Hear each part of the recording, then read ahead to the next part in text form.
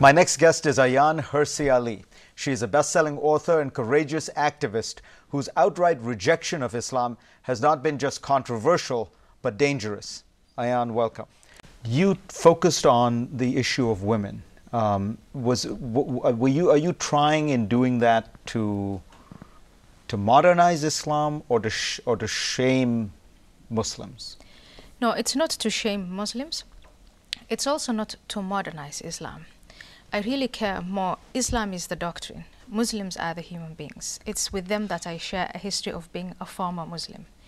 And I'm convinced, and fortunately more and more people today, that if the position of women in Islam and in Muslim countries is improved, that we are going to have less violence within the homes of Muslims,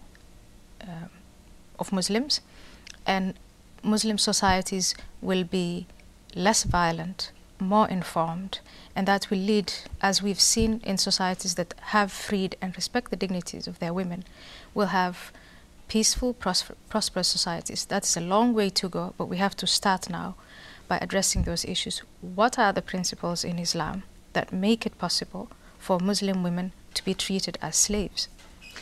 Do you take any great hope from the fact that when you look around the Muslim world in recent years, particularly in the last 2 or 3 years, you see a very marked drop in terms of support for not just Al-Qaeda and its ideology, but even Islamic fundamentalist parties from Malaysia, Indonesia, Pakistan?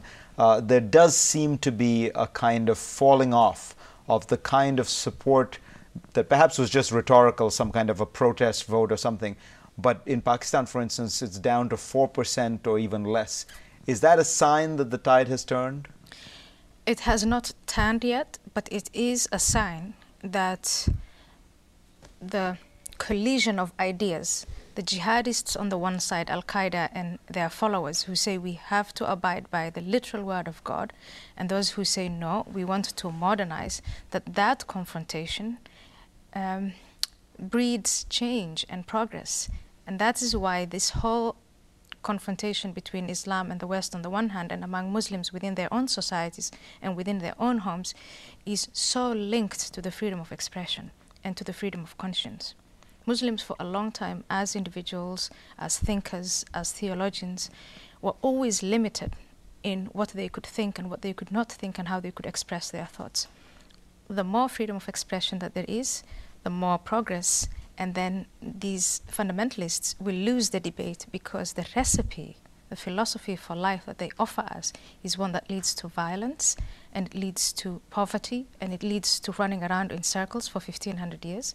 We've seen it, and it's now time to tell them no.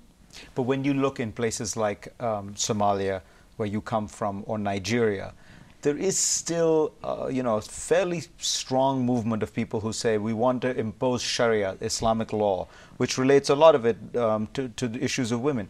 What is the appeal? Why is it that it still stays strong in places like that? Well, communities like Somalia, Nigeria, Afghanistan, before the United States went in there, are vulnerable because their whole infrastructure, the tribal one, and then the post-colonial fragile democracies, fragile states, nation states have collapsed. So it's very easy for these Al-Qaeda type people with a lot of money from Gulf states to come in and preach that Sharia law is the answer to our problems. And at first, all these hungry people, destitute people, people who have gone through a lot, civil war, it just destroys the place. They believe in it. And it's when they see people's hands cut off, when they see these stonings, when they see these atrocities committed in the name of their religion, that they protest and they say, no, this is even worse than the anarchy we lived in.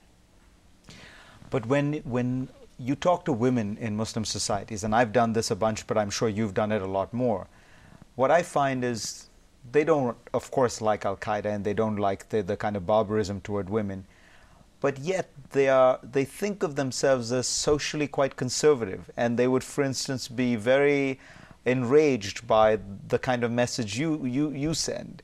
Why is that? I mean, if you're hoping to improve the lot of women in Islam, surely it is puzzling to you that they don't want your help, and they think that you're in some ways a destructive force, that you're anti-Muslim.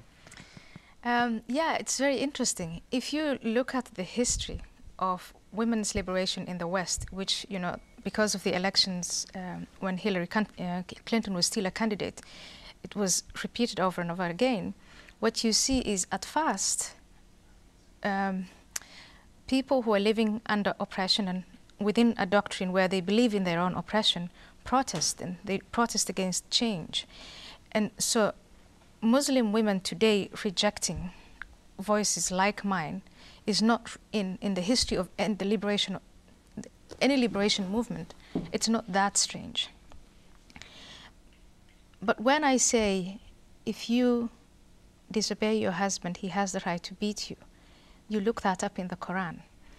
Some women go and look it up, some women don't look it up. But the next time a husband hits his wife who knows that it's in the Quran, it breeds a different kind of thinking. It brings about, it made me think, and it has made many other women think. But if Allah is just, which he says repeatedly in the Quran, why is he allowed to hit me? And why don't I have the same prerogative? Why is he allowed to have 4 wives? Why can't I have 4 wives? You know, what is just about that system? And that's what starts, I think, the process of thinking. And that's all I'm saying. At this point, voices like mine are all about, let's just start that process of thinking. You know, lots of people feel that the kind of confrontation between the West and Islam that is taking place has also left many Muslims feeling that the West is anti-Islam, that we have lost the battle of hearts and minds, that we have convinced many people in the Arab world that the United States is the enemy, or that we dislike them and we want to keep them down. Do you think that that's the case? I don't think that that is the case. I think that that's all in line with trying to look for external causes, external factors for what is wrong. Once again, I say with us, without me being a Muslim now, but a product of the Muslim world. And it's through self-reflection, first by acknowledging what is wrong with us, and then changing that. And you'll see anyone who adopts the Western way of life, meaning, you know, respecting individual dignity, individual freedoms, the rights of women, the rights of gays, that these people advance not only in the way they think, but also in their material well-being. And it's first by acknowledging what we are doing wrong that you can get to a proper debate on what the West is doing wrong. I'm not saying Western countries, the United States and Britain, that they're not doing things wrong. They are. But what they're doing wrong is open for debate. When I open the New York Times or the Wall Street Journal or CNN, I see over and over again Westerners criticizing their own systems, their own leaders, their own ways of thinking. I don't see that happening within the Muslim world. It is starting now, but it's not where it should be. So let's stop blaming outsiders and start reflecting on our own ways of life and thoughts and traditions and habits.